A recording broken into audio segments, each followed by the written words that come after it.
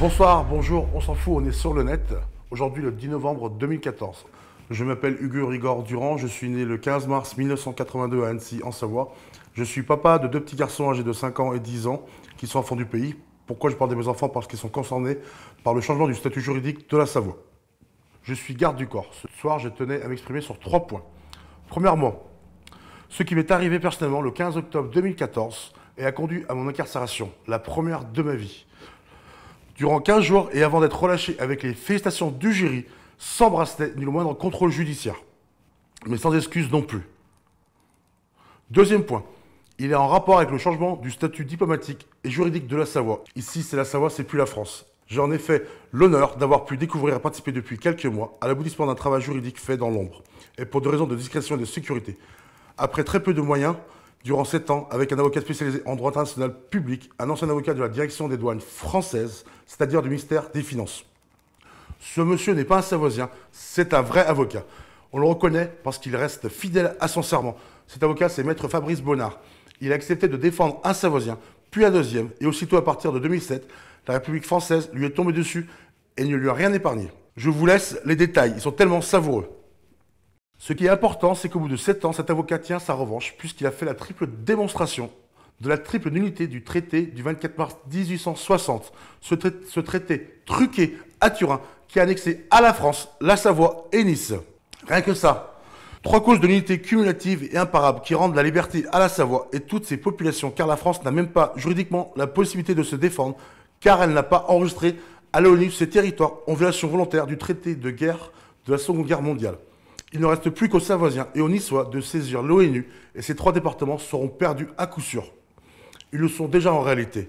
Vous vous rendez compte? La Savoie et son nouveau statut juridique à déterminer nous-mêmes. C'est l'espoir en 2014 qui répond au désespoir et au déshonneur de la France en 1914. Troisième et dernier point, ce travail de 7 ans va donner lieu en Savoie en ce jour si symbolique. Hautement symbolique, je peux vous l'expliquer pourquoi. 1914, 100 ans qu'une erreur terrible a été commise par des parents en Savoie et des dizaines de milliers de jeunes soldats ont été mobilisés pour une cause peut-être juste, mais dans des conditions illégales et déshonorantes pour le haut commandement de l'armée française et les élites locales qui savaient et n'ont pas protesté. À l'époque aussi, et comme aujourd'hui, 100 ans après, on repart d'une guerre mondiale. Ça ne nous interpelle pas, moi aussi. Alors ce troisième point. Demain, le 11 novembre 2014, M. Avrillon va prononcer un deuxième discours.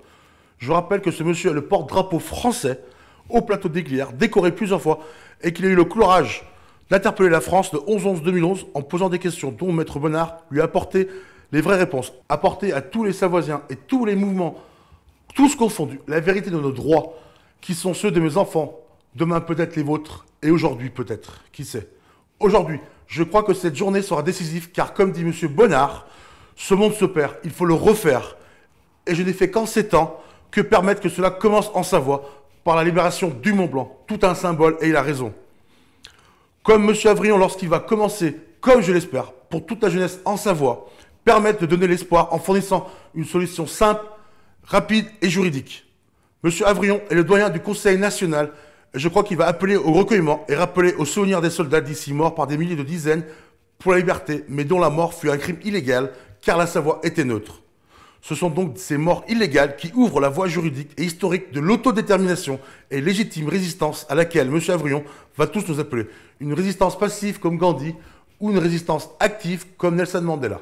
Pour conclure, je n'ai pas de directeur de la publication, mais si j'en avais un, je sais ce que je serais content qu'ils disent. Voilà ma mésaventure, je m'en fiche, mais cela m'a fait plaisir de me donner à cette occasion d'exprimer mon entière solidarité envers Kémy Séba, la solidarité de la jeunesse savoisienne envers un authentique résistant panafricain qui a été incarcéré dans des circonstances injustes et politiques évidentes en lui ressortant comme à moi des vieux dossiers pas très clairs, juste pour nous faire taire et parce qu'on fréquente des gens qui sont de réels, authentiques résistants engagés.